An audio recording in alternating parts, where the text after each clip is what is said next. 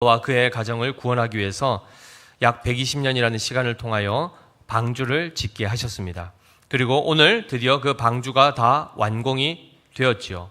그런데 7장 1절에서 하나님이 뭐라고 말씀하시는가? 여호와께서 노아에게 이르시되, 그다음에 뭐라고 되어 있습니까? 너와 내 온 집은 방주로 들어가라 라고 되어 있습니다. 하나님께서 지금 명령을 하시는데 방주 열심히 120년 동안 하나님 말씀대로 잘 지었습니다. 그리고 나서 그 다음에 어떻게 했죠? 너와 내 온 가족이 다 방주로 들어가라 라고 말씀하십니다. 그런데 우리가 여기서 한번 생각해 볼 필요가 있는 것이 무엇인가? 하나님께서 홍수로 심판하시겠다는 이 경고를 언제 하십니까? 노아에게. 지금 시점으로 방주에 들어가라라는 이 명령을 기준으로 보면 언제 하셨죠? 120년 전에 하신 겁니다. 그럼 생각해 보십시오. 오늘이 그날인가? 오늘이 그날인가? 그런데 중요한 거는 어쨌든 배는 다 지어져야 그 날이 어쨌든 오든지 말든지 할 것 아니겠습니까? 그렇게 오랜 시간에 걸쳐서 어쨌든 120년이 걸쳐서 방주가 지금 다 지어진 상태에서 다 만들고 나면 그 다음에 노아와 그의 가족들은 어떻게 해야 될까요? 어떻게 하는 게 맞습니까? 다 지었으니까 그냥 바로 들어가면 되겠죠. 바로 들어가면 되겠죠. 그런데 하나님이 어떻게 하시죠? 말씀이 임하기까지는 그들이 움직이지 않고 들어가지 않고 있는 것을 봐야 됩니다. 왜 그랬을까요? 왜 그랬을까요? 그들의 삶은, 노아와 그의 가족들의 온 삶은 항상 삶의 모든 선택과 행동의 그 기준이 누구에게 달려 있습니까? 하나님의 말씀에 달려 있다는 것을 우리는 여기서 분명히 보셔야 됩니다. 이들은 자기 임의대로 하지 않습니다. 과거에 이 심판의 메시지를 하나님으로부터 받기 전에는 노아는 자기 생각, 자기 뜻대로, 제 고집대로 살아갔을 것입니다. 나름의 방식을 따라. 그러나 하나님의 살아계심과 하나님의 임재를 그가 깨닫고 난 이후부터는 그는 하나님의 말씀을 따라 살아가는 법을 배우게 되었고, 그리고 지금 이 120년 동안 그 말씀대로 살아오고 있는 것을 보게 됩니다. 그렇게 되었을 때, 자, 마지막까지 지금 신앙을 지켜왔죠. 배를 다 완성했습니다. 그 다음에 하나님께서 이 노아에게 방주로 들어가라 라고 하셨을 때 실제로 하늘에 구름 한 점 있었겠습니까? 빗방울이라도 한 방울 맞았습니까? 전혀 없습니다. 마른 하늘의 날벼락 같은 그 상황 속에서 갑자기 들어가라 하시는 것입니다. 들어가고 나서 곧바로 비가 온 것도 아니죠. 오늘 보니까 언제 온다고 하죠? 4절 보십시오. 지금부터 7일이면 내가 40주야를 땅에 비를 내려 내가 지은 모든 생물을 지면에서 쓸어버리겠다. 이렇게 말씀하십니다. 그러니까 타고도 이 말씀을 하시고도 며칠이 더 있어야 됩니까? 일주일이나 기다려야 됩니다. 그날 동안에는 아무 현상도 일어나지 않습니다. 그런데 들어가게 되면 스스로도 좀 의문이 생기지 않겠습니까? 정말 비 오는 거 맞아? 정말 하나님 심판하는 거 맞아? 거기서도 만약에 의심이 든다 그러면 들어갔다가도 다시 어떻게 할까요? 문 열고 쓱 나와보지 않겠습니까? 우리의 믿음은 하나님 앞에서 온전한 믿음이어야 됩니까? 아니면 부분적인 믿음이어야 됩니까? 왜 그렇지요? 부분적인 믿음일 경우에는 어떻게 될까요? 예를 들면은 배 안에 들어갔는데 문이 안 닫히고 반쯤 열려있으면 어떻게 됩니까? 아무리 안팎으로 역청을 발라놔도 문 열리면 다 어떻게 되죠? 물 다 들어오죠. 들어가다가 반쯤은 걸쳐가지고 들어가다가 반은 들어가고 반은 바깥에 있고 그럼 어떻게 되겠습니까? 온전한 구원에 이를 수가 없는 것입니다. 하나님의 구원 앞에 우리의 반응이라는 이 믿음이라는 것은 완전한 것이 되어야 됩니다. 그래서 일주일 있으면은 비가 내릴 것이다 하면 그 말씀을 듣자마자 들어가라면 그때부터 다 같이 들어가야 되는 것입니다. 하나님의 말씀이 임하기 전엔 그들은 들어가지 말아야 됐었던 것이고, 이런 과정들을 살펴보시면 제약이 임의대로 노아는 판단하지도 않았고 결정하지도 않고 오직 하나님의 말씀대로 준행하며 살았던 삶을 보게 됩니다. 그것이 우리에게 있어서 굴종적이거나 굴욕적인 것이 아닙니다. 왜 내가 누구 말을 듣고 살아야 되는가? 난 내 마음대로 살아야지. 그 자유가 내게 있지 않은가? 있죠. 있었을 때에 그 준 자유를 가지고 우리가 뭘 선택하고 뭘 하는지를 살펴보셔야 됩니다. 우리는 하나님이 우리에게 주신 자유를 가지고 뭘 하죠? 하나님을 불순종하는 것을 선택했습니다. 하나님의 뜻을 따르는 것보다는 내 뜻대로 사는 것을 선택했습니다. 그 결과가 어떻습니까? 그렇게 해서도 잘 살면 문제가 안 되는데 그렇게 해서 삶이 온전해지셨습니까?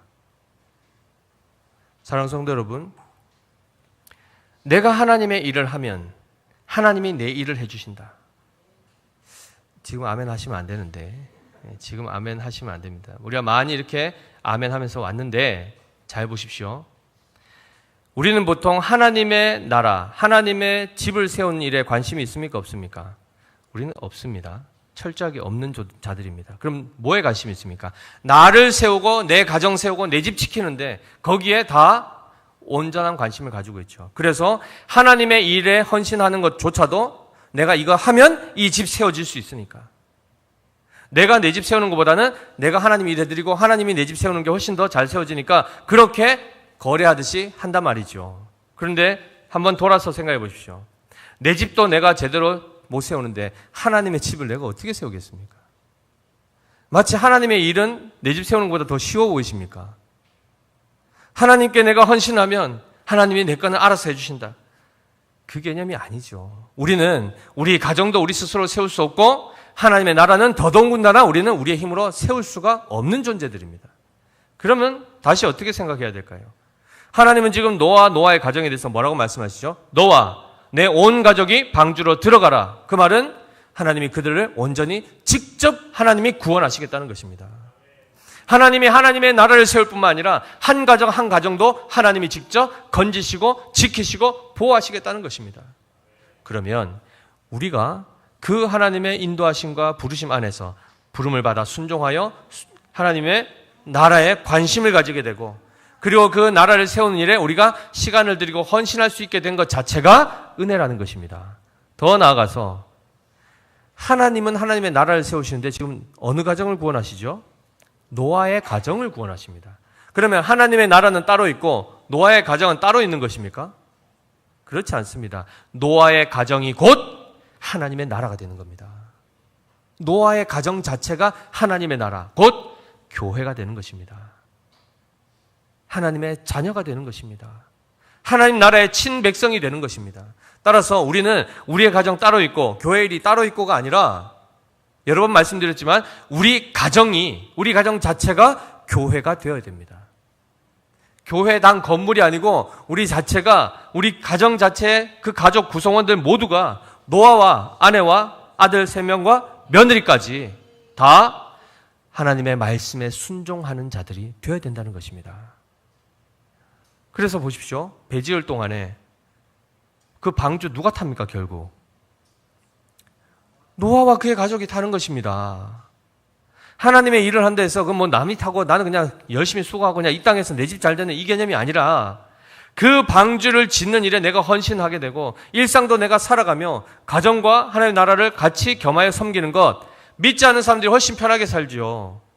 하나만 하면 되니까 우리는 2가지 다 해야 되죠. 그러나 그 짐이 더 무거워 보이지만 사실 그것은 2가지 짐이 아니고 1가지입니다. 뭐죠? 세상 나라를 세우는 것이 아니라 하나님의 나라를 세우고 내가 하나님의 나라로 지어져 가는 그 모든 과정이라는 것입니다. 그래서 억울할 일이 있습니까? 없는 것이죠. 그 일에 그 하나님의 영광에 부름받아 그 구원에 참여할 수 있게 된 것 자체가 복이요 은혜라는 것입니다. 그래서 지금 노아와 그의 가정이 온전히 하나님의 말씀에 순종하여 들어갑니다. 그런데 잘 보십시오. 아버지가 오늘 하나님이 말씀하셨다. 7일 후에 비가 온다더라. 그리고 40일 동안 비가 계속 멈추지 않고 폭우처럼 쏟아진다더라. 이제 들어가라 말씀하셨으니까 여보, 얘들아, 며느라 다 들어가자 하는데 순종해야 됩니까? 안 해야 됩니까? 시아버지가 얘기했으면 들으려 했는데 시어머니가 얘기하니까 이게 영 기분이 안 내키고 그래서 시어머니하고 같이 방주에 들어가는 건 좀 불편하고 다른 배가 좀 없나? 이렇게 기웃거리는 이런 일이 있으면 될까요? 안 될까요? 안 되죠. 그래서 이 노아의 이 8가족 이들이 구원받는 이 모든 과정들을 보시면 모두가 다 지금 하나님의 말씀 앞에 순종하고 있고 하나님은 그들을 사랑하고 계시고 노아와 그의 아내조차도 그의 자녀들과 모든 가족들을 사랑하고 있습니다. 이것이 어떻게 가능합니까? 문만 열고 나가면 다들 악을 쏟아내고 욕을 하고 사람들을 죽이는 폭력들이 가득한 이 죄악이 관영한 시대 가운데 이들 가정만 지금 그들 안에 순종의 역사가 나타납니다. 내 부모를 공경하라. 그 가정 안에서는 열매로 지금 맺혀지고 있는 겁니다. 이게 어떻게 가능하다고요? 노아가 잘해서가 아니라는 것입니다. 그가 잘할 수 있도록 여기까지 인도하신 분이 누구십니까? 하나님이시라는 것입니다. 그래서 그 하나님의 살아계심을 보지 못하면 우리는 계속 성경을 읽으면서 야, 노아 대단하네. 와, 이 사람 엄청난 사람이네. 그가 스스로 엄청나게 된 게 아닙니다. 노아를 노아 되게 하신 하나님을 우리는 볼 줄 아는 안목이 있어야 성경을 제대로 읽게 되는 것이고 그래야 그 성경을 통하여 계시하신 하나님을 제대로 만날 수 있게 되는 것입니다. 그리고 우리 또한 노아 보면서 위축될 일이 없고 그 노아를 지금의 노아가 되게 하신 하나님이 여전히 살아계셔서 우리 또한 그 버러지 같은 야곱, 우리 이사야서에서 새벽에 말씀 들었지 않습니까? 그런 미천하고 자기 고집대로 살았던 우리를 변화시키시사 영광스러운 존재가 되게 하실 바로 그 하나님. 그 하나님이 우리의 하나님이 되신다는 것을 지금 우리는 믿고 고백하며 영광 돌릴 수 있게 되는 것입니다. 아멘이시죠? 자, 여기서 우리가 한 가지 더 우리가 쭉 살펴볼 때에 보시면 자, 지금부터 7일이면 40주야를 땅에 비를 내려서 모든 생명을 지면에서 쓸어버리시겠다. 이 표현은 굉장히 강하고 무서운 표현입니다. 쓸어버린다. 하나님께서 모든 것을 진멸하시는, 다 제거하시는, 죽이시는 이 엄중한 심판을 명하셨습니다. 이 심판 일어납니까? 안 일어납니까? 일어났습니까? 안 일어났습니까? 지금 이 말씀하기까지는 일어났습니까? 안 일어났습니까? 안 일어났죠. 그러나 불과 며칠 후면 반드시 경험하게 될 그 심판이 지금 노아 시대에 지금 임박하고 있죠. 그러면 지금 오늘날 우리 시대에는 이 심판이 옵니까? 안 옵니까? 심판이 임합니까? 안 임합니까? 하나님께서 마지막 날 모든 불의한 자들, 모든 죄인들을 다 진멸하시는 이 최후의 심판이 옵니까? 안 옵니까? 오지요. 우리는 어떻게 그것을 알죠? 하나님의 말씀이 그렇게 말씀하기 때문에 그것을 보지 않았지만 그 말씀 듣고 그 말씀을 붙들어 그렇게 고백하는 것입니다. 마지막 심판을 본 자가 있습니까? 없지요.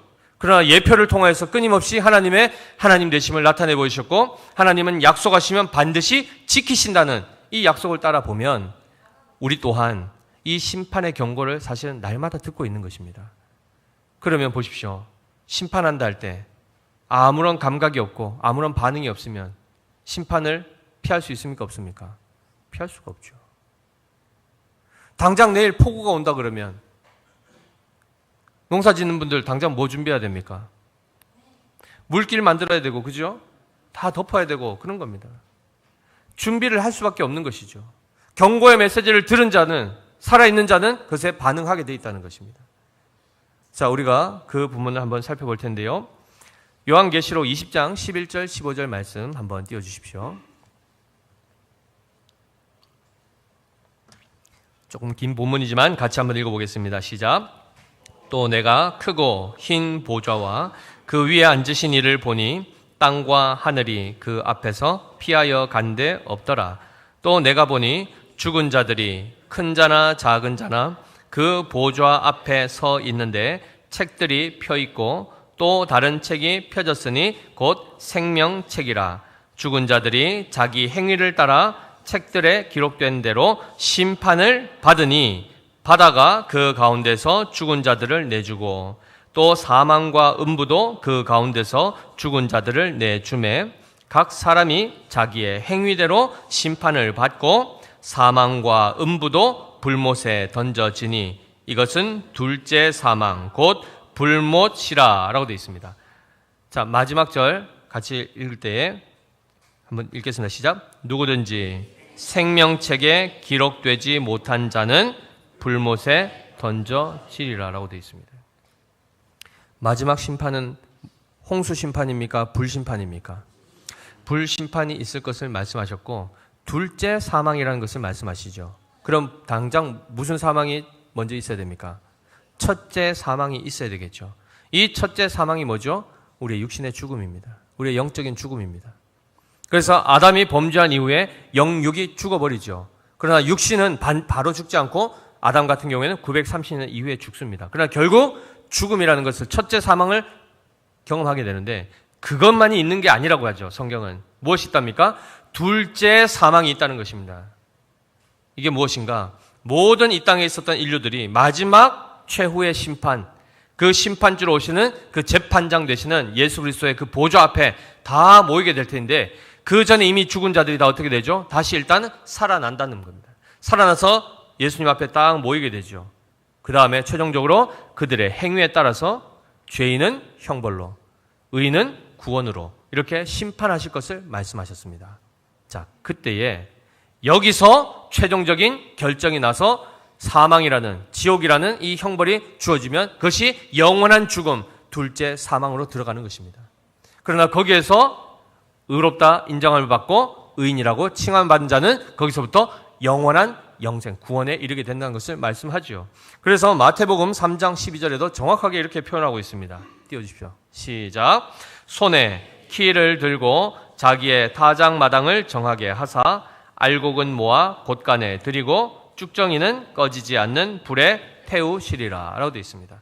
우리가 농사 지으면 여기 우리 친구들 키가 뭔지 아세요? 열쇠 아닙니다. 농사 기구인데 이렇게 곡식들 걷어서 이렇게 치면은 채처럼 되어 있는데 바람이 날리면 이제 가벼운 건 다 날아가겠죠, 그죠? 예전에 목사님 신학교 다닐 때 교수님 중에 어떤 분 뭐 그냥 전설입니다. 점수를 매길 때 많이 쓴 사람을 많이 주려 해서 과제를 가져오면 선풍기 바람 세게 틀어가지고 샥 뛰어가지고 멀리 날아간 거는 제일 가벼운 거겠죠. F. 제일 가까이 툭 떨어진 거 A뿔. 뭐 이랬다는 얘기도 있는데 중요한 거는 가벼운 가라지들은 쭉정이는 다 날아가게 되는데 마지막 심판 때 어떻게 한다고요? 알곡만 거두어 드리고 껍데기는 다 어떻게 한다고요? 불에 태우시다. 최후의 심판이 분명히 있음을 경고하셨습니다. 그런데 여기서 그러면 생명책에 기록된 자와 기록되지 않은 자 그리고 그들의 행위대로 심판하신다 할 때 누가 구원을 받습니까? 생명책에 누가 기록됩니까? 그 행위가 옳은 자인데 하나님 보실 때 너의 행위는 옳다라고 하는 그 옳다고 인정함을 받을 수 있는 그 행위는 뭡니까? 예수 그리스도를 믿는 것입니다. 곧 하나님의 말씀을 믿는 자 그들이 구원에 이르게 되는 것이고 하나님의 말씀을 믿지 아니하고 즉 예수 그리스도를 믿지 않는 자들은 다 지옥 불에 던져져서 둘째 사망에 이르게 된다. 이것을 분명히 예고하셨습니다. 그리고 지금 그 날이 가까이 다가오고 있습니다. 과연 그러한가? 로마서 13장 11절 말씀 한번 읽겠습니다. 시작. 또한 너희가 이 시기를 알거니와 자다가 깰 때가 벌써 되었으니 이는 이제 우리의 구원이 처음 믿을 때보다 가까웠음이라. 아멘. 2000년 전에 기록된 사도 바울이 로마 교회에게 보낸 편지입니다. 그날로부터 벌써 2000년이 지났습니다. 주님의 마지막 이 둘째 심판, 둘째 이 사망을 이루는 최후의 심판은 지금 그만큼 더 당겨지고 있습니다. 가까워 오고 있습니다. 자, 그리고 노아 시대로 다시 돌아가서 보시면은 이제 그 심판이 임박해서 일주일 후면 그 심판이 본격적으로 시작이 됩니다. 그러면 남은 일주일 동안 노아는 뭐 해야 될까요? 남은 일주일 동안 노아는 뭘 했을까요? 만약에 이것을 우리에게 지금 적용시켜서 일주일 후 7월 20일 날 최후의 주님의 재림과 심판이 임한다 그러면 남은 일주일 동안 뭐 하시겠습니까? 뭐 하시겠습니까? 정말 진지하게 한번 생각해 보십시오. 일주일밖에 남지 않았다 그러면 여전히 지금까지 하던 것처럼 똑같은 방식으로 사시겠습니까? 신앙생활 잘하셨던 분들은 똑같이 사셔야죠. 무조건 아니다 그러면 어떠십니까? 삶을 돌아보셔야죠. 하나님의 뜻과 무관하게 살았던 삶들은 청산하고 하나님을 기쁘시게 한 삶으로 나머지 일주일을 살아야 되지 않겠습니까? 그렇죠. 내가 믿음 안에 서고 나의 가족들을 믿음 안에 세우는 일을 위해서 끝까지 한마디로 방주에 타는 일, 하나님의 명령대로 순종하는 그 삶을 마지막까지 살아야 되지 않겠습니까? 그 심판이 임하면 모두가 다 둘째 심판 안에 사망으로 들어가게 될 건데 눈치 보고 뭐 할 게 있습니까? 아니면 여전히 돈을 따라가야 됩니까? 나중에 보십시오. 노아가 방주 탈 때 뭐 가지고 들어갔을까요? 부동산 증서 가지고 들어갔을까요? 통장, 계좌 다 챙겨가지고 도장 가지고 이렇게 들어갔을까요? 못만 들어갑니다. 그의 가족과 함께 급하게 임박한 그 심판 가운데 집이고 뭐고 다 놔두고 가야 됩니다. 다 쓸려버릴 것입니다. 그러면 당장 무슨 생각이 드실까요? 이 심판이 끝난 이후에 그럼 우리는 뭐 먹고 살지? 어디에서 살지?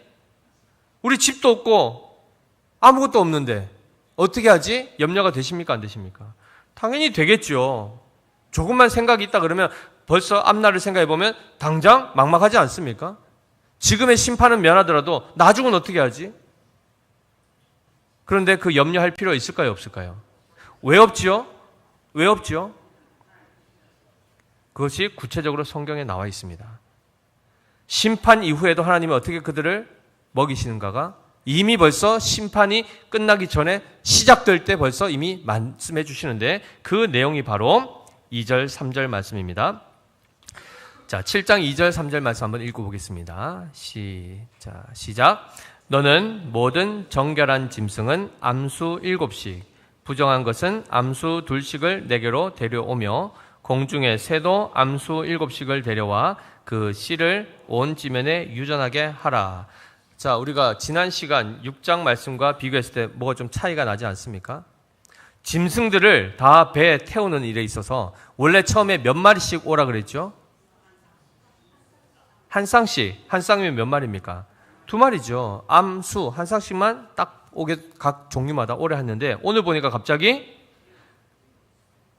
정결한 짐승은 암수 7씩이라고 되어 있습니다. 이건 7쌍을 얘기하는 게 아니고 7마리입니다. 그럼 몇 쌍입니까? 3쌍하고 1마리. 네, 계산 잘하시네요. 3쌍과 1마리입니다. 근데 정결하지 않은 짐승은 몇 마리요? 여전히 2마리. 딱 암수 1마리씩 한 쌍만 들어오도록 되어 있습니다. 여기서 왜 차이가 날까요? 정결한 짐승을 훨씬 더 많이 준비하신 이유가 뭘까요? 나중에 우리가 또 장장 그때 더 자세히 살피겠지만 홍수가 다 가면 이제 끝나고 그 다음에 물이 다 말라졌을 때 배로부터 이제 나가라라는 말씀을 듣고 노아와 그의 가족들이 다 나온 다음에 처음으로 한 행위가 뭘까요? 하나님께 제사 드렸습니다. 그때 제물이 필요하죠. 만약에 정결한 짐승 중에 한 마리 잡아가지고 제물 드리면 어떻게 됩니까? 제사 드리면. 번성할 수 있습니까? 멸종하는 거죠. 부부가 있어야 아기가 나올 거 아닙니까? 남편 없이 아내 혼자 어떻게 아기를 낳겠으며, 그죠? 아내 없이 어떻게 남편 혼자 아기를 낳겠습니까? 그래서 정결한 짐승 가운데 제물로 드려야 될 것이 있었기 때문에 그래서 추가로 더 한 마리가 더 보태졌는데 그러면은 나머지 중에 벌써 2쌍이 더 들어갔지 않습니까? 이 4마리는 뭔가? 이 4마리는 뭐 하기 위해서 주셨는가? 한편으로는 정결한 짐승들이 더 빠르게 더 많이 번성하도록 하기 위한 조치일 수도 있겠지만 9장에 가보시면 이 당시에 모든 홍수로 인해서 먹을 것이 있습니까? 없습니까? 없습니다. 아직 농사도 짓지 않았고 나오자마자 당장 뭐 포도나무 심으면 포도가 바로 열립니까? 열릴 때까지 기다려야 되지 않습니까? 그때 동안 뭐 먹고 삽니까? 그래서 하나님이 특별히 창세기 처음에서는 식물을 모든 이 풀들을 너희의 식물로 주셨지만 음식물로 양식으로 주셨지만 홍수 이후에는 짐승을 먹을 수 있도록 그들에게 배려하셨습니다. 그럴 때에 부정한 짐승을 먹지 않게 하시고 정결한 짐승 가운데 그들의 양식거리가 되게 하셔서 미리 그 양식을 배 안에 예비하셨다는 것입니다. 자, 그러면 다시 돌아와서 구원이 시작되는 이 과정 안에 심판이 임하고 심판 이후에 그들이 먹고 살 것 걱정할 거 있습니까? 없습니까? 누가 준비하시죠? 하나님이 알아서 다 준비해 주십니다. 먹을 것, 입을 것, 거할 것 다 하나님이 예비하십니다. 노아의 이 사건을 통해서 이 하나님이 곧 우리의 하나님이구나를 확실하게 인정하셔야 됩니다. 내일 일 염려하십니까? 안 하십니까? 하셨지 않습니까? 왜 또 안 하셨다고 이렇게 마치 안 한 사람처럼. 안 하셨으면 잘했습니다. 근데 하나님이 나를 지키신다는 그 믿음 안에서 염려 안 하신 것하고 나는 그냥 원래 낙천적이라서 뭐 내일 어떻게 되겠지 하고 안심하는 거하고는 다른 얘기입니다. 이해되시죠? 믿음 안에서 염려하지 않아야 되는 것이지 그냥 천하태평이어서 그거는 믿음이 아닙니다. 그런 차원에서 보시면 하나님은 모든 구원을 그와 그의 온 가족이 구원받는 일을 위해서 하나님이 미리 다 예비하시고 준비하시고 완성하십니다. 이 하나님 바로 우리가 믿는 하나님이십니다. 그래서 성경을 끊임없이 보십시오. 먹을 것, 마실 것, 입을 것 때문에 염려하랍니까? 하지 말랍니까? 하지 말라 하는데도 뭐하고 계시죠? 입만 열면, 눈만 뜨면 아유 오늘 뭐 먹고 살지. 당장 오늘 점심만 하더라도 뭐 먹지? 이건 좀 다른 얘기겠지만 그래서 하나님은 노아를 정말 사랑하시고 그의 가정을 사랑하셔서 먹을 것 입을 것 다 예비하시고 온전한 구원에 반드시 이르게 하시는 전능하신 분이시며 전지하신 분이시다. 이 믿음의 고백을 우리가 가져야 될 줄 믿습니다. 아멘이시죠? 자, 그 가운데 한 가지 우리가 더 살펴볼 것이 바로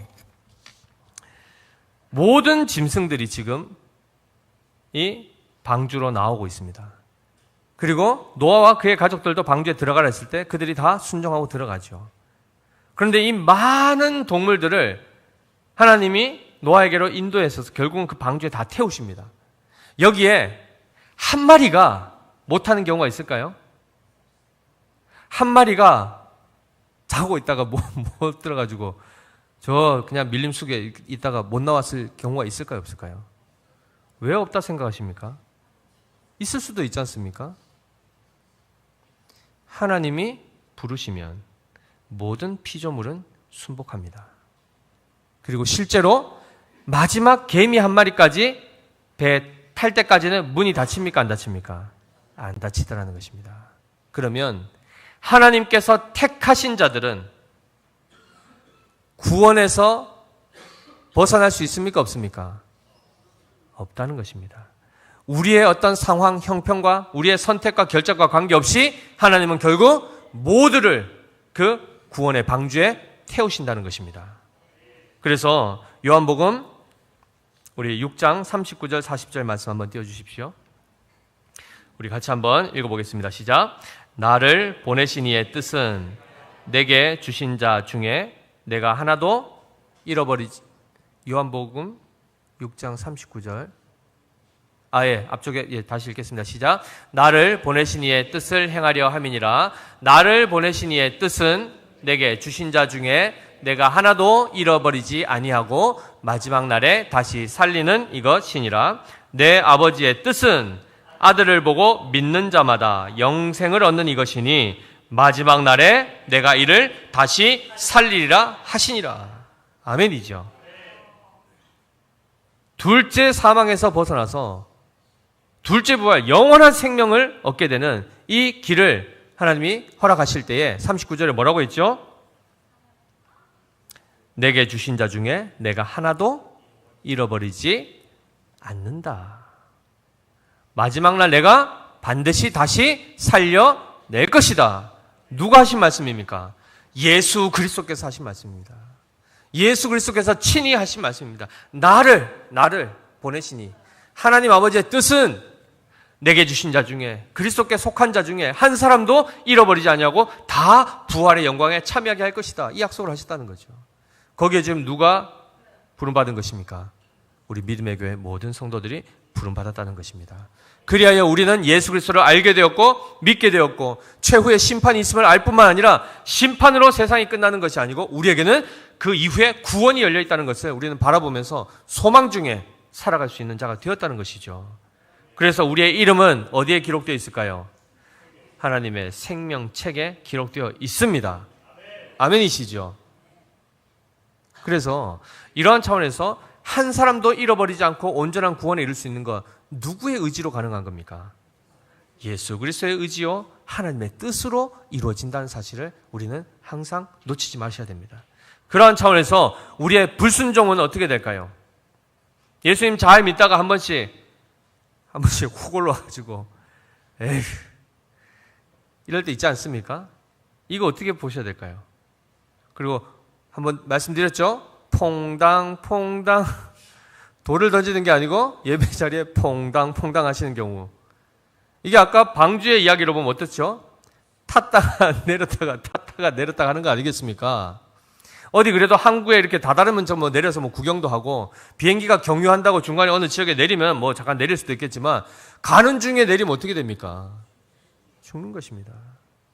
달나라를 가고 싶다고 로켓을 타고 올라가다가 중간에 아우 답답해라, 야 너무 답답하다, 좀 내려야 되겠다, 내리면 어떻게 되겠습니까? 그대로 죽음 아니겠습니까? 그래서 예수님이 우리에게 구원이 완성될 때까지, 즉 시작되어서 완성될 때까지 항상 뭐라고 말씀하시는가? 내 안에 거하라 말씀하십니다. 나의 사랑 안에 거하라 라고 말씀하는 겁니다. 내 말씀 안에 거하라. 끊임없이 나를 떠나서는 너희가 아무것도 할 수 없다, 이렇게 말씀하시죠. 예수님을 떠나면 아무것도 할 수 없습니까? 여기서 이 아무것도가 뭘까요? 생명에 이르는 것에 대해서는 무능하다는 것입니다. 우리는 예수님 떠나서 뭐 하죠? 아무것도 안 하는 게 아니고 끊임없이 죄와 죽음을 쏟아내고 있지 않습니까? 그래서 정말 생명에 이르기 위해서는 누구 안에 있어야 됩니까? 예수 그리스도 안에 있어야 됩니다. 그리고 잠깐씩 있는 것이 아니라 항상 그 안에 있어야 된다는 것을 우리는 기억하셔야 됩니다. 자, 그리고 나서 우리가 또 마지막으로 살펴볼 부분이 바로, 자, 10절에 보시면은 7일 후에 홍수가 땅에 덮이니라고 되어 있습니다. 자, 우리는 이런 말씀을 딱 보면은 7일 후에 홍수가 왔구나 라고 하고 넘어가시면 될까요, 안 될까요? 그럼 어디까지 생각해야 됩니까? 이런 부분을 보시면서 어떻게 이해하셔야 되죠? 7일 후에 홍수가 땅에 덮이니 라고 하면 당장 앞에 4절의 말씀을 생각하셔야 되죠. 지금부터 7일이면 내가 40주야를 땅에 비를 내려 내가 지금 모든 생물을 지면에서 쓸어 버리리라 라는 이 하나님의 말씀이 그대로 응답되었구나, 응했구나를 보셔야 된다는 것입니다. 그냥 역사적 사실로 이렇게 됐구나로 끝나는 게 아니고, 이렇게 된 것이 하나님이 말씀하신 그대로 되었구나를 보셔야 된다는 거죠. 며칠 만에 비가 왔습니까? 정확하게 7일 만에 왔습니다. 그리고 며칠 동안 비가 오죠? 정확하게 40일 동안 옵니다. 누가 계획하신 겁니까? 하나님이 계획하시고 말씀하신 그대로 역사는 이루어지고 있다는 것을 기억하셔야 됩니다. 그 가운데 한 가지, 이 40일이라는 거, 특별히 왜 하필이면 비가 40일 동안 왔을까요?